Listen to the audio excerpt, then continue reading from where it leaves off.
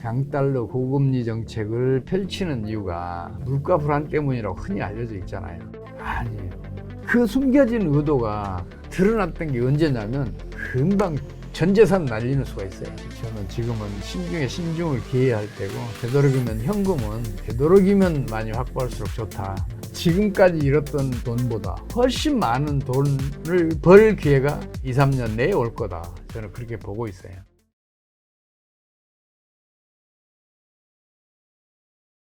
제가 계속 우려가 되는 게, 사실 고환율 기조가 계속 유지가 되고 있는 상황에서 미국은 강달러 정책을 굽히려고 하지가 않잖아요. 계속 더 올리려고 할 텐데, 그러면 한미 기준금리 격차가 더 계속 벌어져서 환율은 더 올라가게 될 거고, 가뜩이나 이제 소장님께서 표현해 주셨던 광기에 이은 이제 패닉, 그 다음에 이제 붕괴로 갈 때 있어 신용에 대한 리스크가 굉장히 중요한데, 지금 주식시장에도 신용이 계속 늘어나고 있거든요. 야, 이러면 한순간에 정말 세계 경제도 지금 굉장히 위험해요. 미국을 제외한 나라들. 미국의 고금리, 강달러 정책이 다른 나라들의 국내 저축과 금융 자본들을 끌어들이고 있잖아요. 그 다른 나라는 어떻게 되겠어요? 마르죠. 경제가 비교적 세력이 강하고 튼튼한 나라들을 제외하고는 국내 저축, 국내 그 금융 자본들이 다 미국으로 빨려 들어가고 있어요. 그래서 지금 제3세계의 중심으로 외환위기가 점점 심각해지고 있어요. 베네수엘라, 아르헨티나는 진즉부터 그랬고, 레바논도 몇 년 전부터 외환위기에 빠져 있지만, 그 나라들에서 본격적으로 외환위기가 진행이 되면 제일 지금 그 타격을 심하게 받을라, 1차적으로 받을라라는 중국이에요. 중국은 1대1로 사업의 일환으로 지금 부도 직전이에요. 그렇겠네요. 1대1로 과정에 있는 나라들은 다 외환위기에 직면해 있으니까, 그 1조 7천억 달러가 부실화되면 어떤 일이 벌어지겠어요? 인민은행은 그래도 이제 무자본 중앙은행이니까 이거는 어떻게든 버텨낼 수 있을지 몰라요. 근데 상업은행들 그 감당 못해요. 그럼 중국은 지금 어떤 상황이냐는 얘기지. 중국 부동산 시장이 이미 몰락했잖아요. 네. 이미 2019년도에 KBS에서 차이나 쇼크, 빈집 6,500만 채의 비밀이라는 프로를 방영했을 정도로 중국은 그때 이미 부동산 시장이 몰락했어요. 그러면 금융위기가 진행됐었어야 했어요. 그런데 중국은 강력한 통제 경제 체제예요. 비유해서 말씀드리자면, 금융위기라는 홍수를 거대한 댐을 만들어서 저장해두고 있어요. 그 금융위기라는 물을. 근데 지금은 그 1대1로 사업으로 외환위기 때문에 부실화된 자산이 1조 7천억 달러가 그 홍수를 덮쳐지면서 지금 댐이 넘치고 있어요. 그 댐 언젠가 금방 무너진다고요. 그뿐인가요? 부동산 시장이 이렇게 몰락하고 나니까 지방 정부들 재정난에 처해 있잖아요. 지방 정부가 지방채를 소화시키기 위해서 설립한 지방 금융공사들이 있어요. 이거는 지금 망해도 이상할 것이 없을 정도예요. 그래서 저는 중국은 올해 마이너스 5% 초반대 성장한다고 봐요. 아주 심각해요. 정말 심각해요. 물론 통계 조작이 없어야 이제 그 실적이 나타날 거예요. 근데 중국은 통계 조작 심하게 하니까, 작년에 4, 4분기 전력 소비가 마이너스인데 성장률은 플러스로 발표됐잖아요. 이건 있을 수 없는 얘기예요. 이건 제가 얘기한 게 아니고 미국의 전문가가 한 얘기인데, 이 생산이 줄면 당연히 전력 소비량이 줄고, 전력 소비량이 줄었다는 건 생산이 줄었다는 걸 의미하잖아요. 그럼 마이너스 성장한 걸로 나타났어야 돼요. 그렇죠. 근데 플러스 성장으로 발표하잖아요. 심지어는 리커창 전 총리네, 이제. 리커창 전 총리까지도 중국의 통계 지표는 믿을 게 없다고 얘기할 정도니까. 그러면, 그 다른 나라들만 이렇게 어렵겠냐는 얘기죠. 다른 나라들이 이렇게 만들어 놓으면, 그러니까 미국이 내 이웃을 거지로 만들어 놓으면, 그게 반드시 부메랑으로 미국을 다시 되쳐요. 실제로 그런 일이 있었잖아요. 세계 대공황 때. 좀 가까운 사례로 1980년대 초. 1980년도에 미국이 국제 수지가 악화되니까 금리를 스태그플레이션 해소한다면서 그 기준금리를 21%까지 끌어올려요. 그래서 세계 모든 금융 자본들이 미국으로 몰려들죠. 그래서 처음으로 아르헨티나에서 외환위기가 터지고 전 세계가 외환위기 그냥 그 범나 말이에요. 외환위기가 전 세계를. 우리나라도 그때 외환위기를 겪게 된다고 심각하게 겪어요. 근데 미국만 홀로 잘 될 줄 알았는데 1981년도에 실제로 2.5% 성장을 해요. 81년도에. 다른 나라 다 마이너스 성장할 때. 근데 82년도에 미국은 마이너스 2%대 성장을 해요. 1년 만에 다 까먹은 거예요. 그렇게 된단 말이에요. 세계 대공황 때도 그랬어요. 내 이웃을 거지로 만드는 정책 중 대표적인 게 홀리 스무트 관세법이거든요. 국내 산업과 국내 고용을 보호한다고 보호무역 장벽을 높이 쌓았어요. 관세 엄청 높이고 뭐 직접 규제도 하고 이렇게 해서 국내 산업이 보호될 줄 알았어요. 그런데 지금 경제학자들은 공통적으로 그 얘기 하잖아요. 그 Back on my neighbor policy가 내 이웃을 거지로 만드는 정책이 대공황을 10년 이상 장기화시켰고 경기 하강의 속도를 더 깊이 했다. 실업률이 한때 28%까지 올라갔어요. 미국은. 내 이웃을 거지로 만드는 정책은 절대 펼치면 안 된다고요. 그 경험을 한 미국이 왜 또 그 똑같은 정책을 펼치는지 이미 대공황 때 1980년대 초에 겪었잖아요. 그러면 조금 생각을 바꿔야 되는데 좀 답답해요. 거기도. 혹시 이웃은 말라 죽어도 미국은 굳건한 모습 아예 불가능한 걸까요? 강달러 고금리 정책을 펼치는 이유가 그 물가 불안 때문이라고 흔히 알려져 있잖아요. 네. 아니에요. 그 숨겨진 의도가 드러났던 게 언제냐면 올해 연초에 미국 물가가 잠시 안정 추세로 간 것처럼 보였잖아요. 네. 그때 연준 의장이 뭐라 그랬어요? 중요한 것은 서비스 물가더래요. 내가 그동안에는 물가 얘기를 하다가 일반 물가를 얘기하다 서비스 물가라는 얘기를 갑자기 꺼내요. 그 얘기는 무슨 얘기예요? 뭔가 숨겨진 이유가 있다는 거예요. 뭔가 거짓 명분을 내세워야 된다는 얘기예요. 그게 뭐냐면 미국은 2021년도에 경상수지가 그 경상수지 적자가 GDP의 3.6%예요. 이건 전년도 2.9%보다 훨씬 늘어난 거예요. 갑자기 그렇게 늘어나니까 그럼 어떻게 돼요? 경상수지 적자가 그만큼 크다는 얘기는 그만큼 달러가 해외 시장에 풀린다는 얘기예요. 그럼 달러 가치는 떨어진다는 얘기예요. 달러 가치가 떨어지면 어떻게 되죠? 미국에 투자된 금융 자본들은 환차선을 입어요. 그럼 그 환차선을 피우기 위해서 미국에 투자된 국제 금융 자본들은 미국을 이탈해요. 그럼 미국 내에 금융위기가 급속도로 진행될 수밖에 없는 상황이었어요. 이 금융위기를 막기 위해서 미국은 어쩔 수 없이 고금리 정책을 펼쳤고 그걸로 인해서 강달러 정책이 나타나게 됐었고 그런단 말이에요. 근데 지금 미국의 경상수지 적자가 개선되겠냐는 얘기지. 일시적으로는 되겠지. 수입을 극단적으로 좀 규제하고 있으니까. IRA 입법이 반도체법이니 뭐 이런 법들을 통해서 지금 규제하고 있으니까 그럴 수 있겠죠. 중국하고 무역 분쟁도 그런 이유 때문에 더 강화된 거고. 그렇잖아요. 근데 강달러 정책? 그 미국 제품들의 가격 경쟁력이 뚝 떨어지잖아요. 그 경상수지는 적자는 더 커질 수밖에 없어요.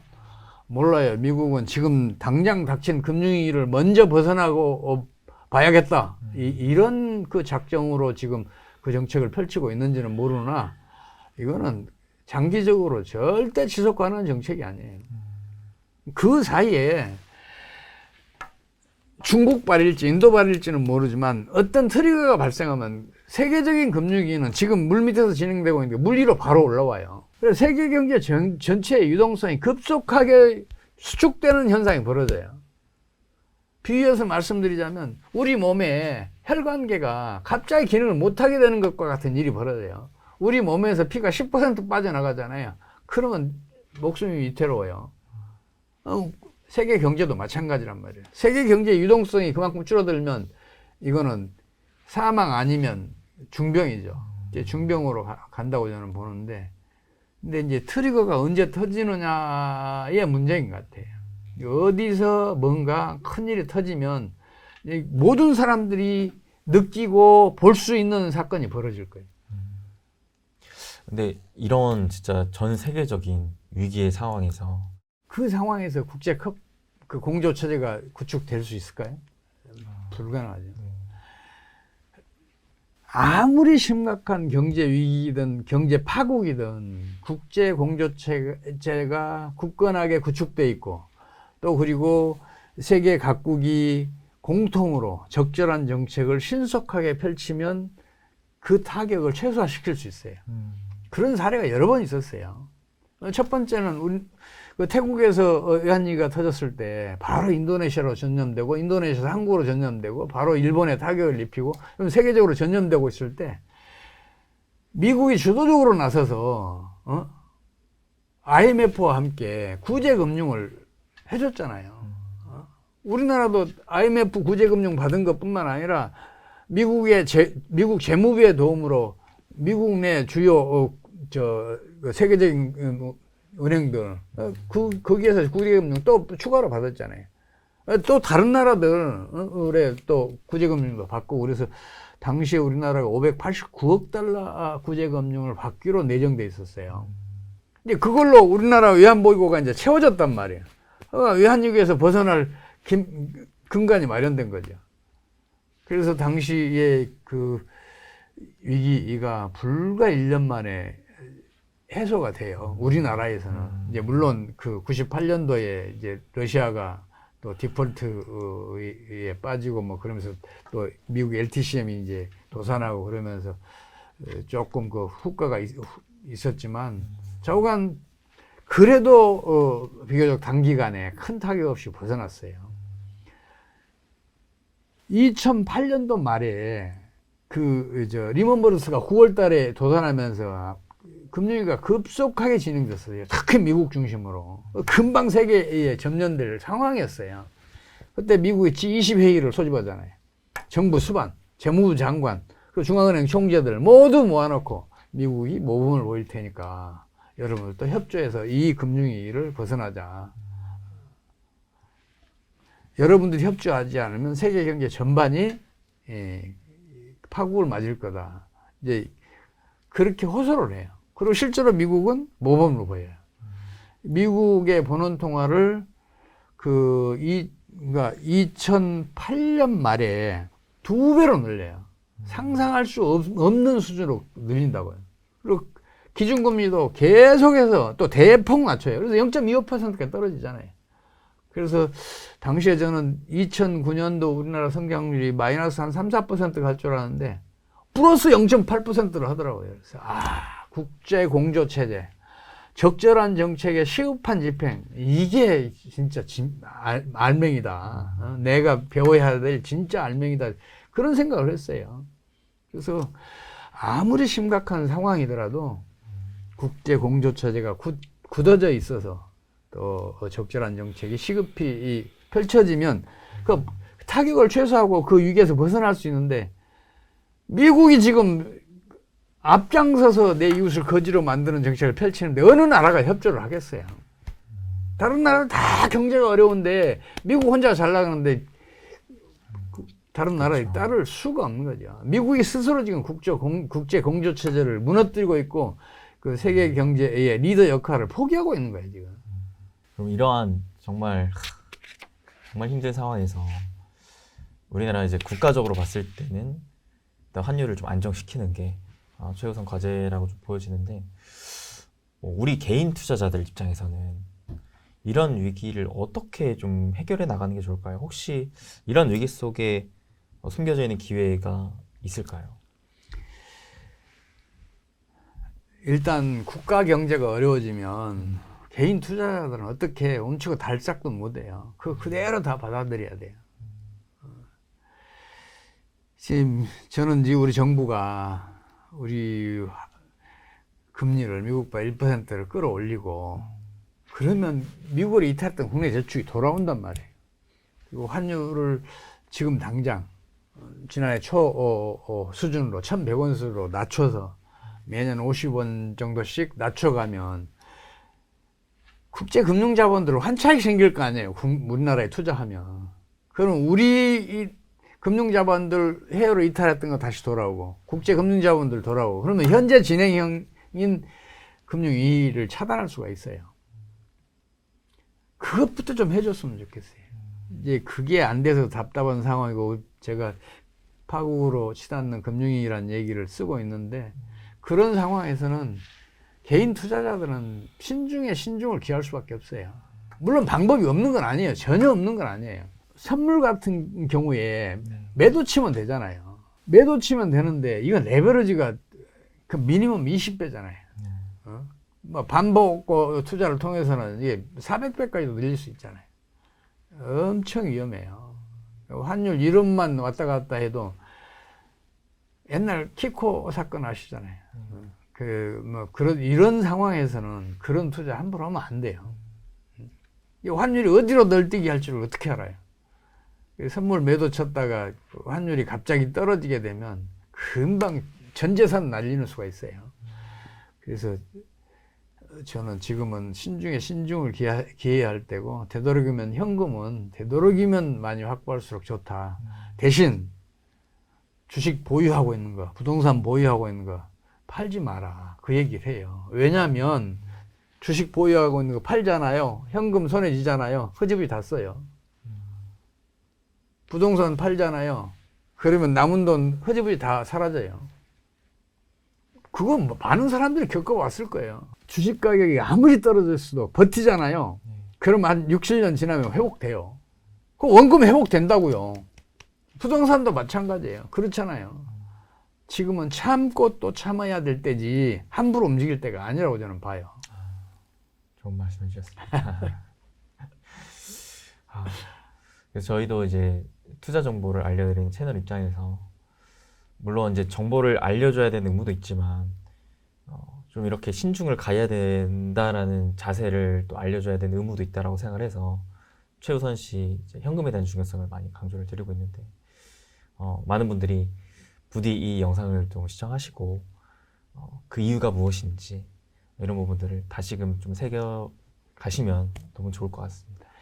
제가 또 한 말씀 드리고 싶은 게 있어요. 뭐냐면 저는 지금 그 짧은 시간에 많은 얘기를 하다 보니까 그 경제 위기나 파국이 아주 빠르게 진행될 것처럼 얘기를 했잖아요. 근데 현실에서는 우리가 생각하는 것보다 훨씬 느리게 진행이 돼요. 그거 명심하셔야 돼요. 그리고 우리가 경제 위기가 진행되는 것을 느꼈을 때는 이미 늦었죠. 타격을 입은 다음에요. 난로를 만졌을 때 금방 뜨거움을 못 느끼잖아요. 경제 위기나 경기 변동 이런 것도 우리가 피부로 느끼기까지는 6개월에서 1년이 걸려요. 대부분의 경우에 1년 후에야 겨우 느껴요. 보통 사람들은.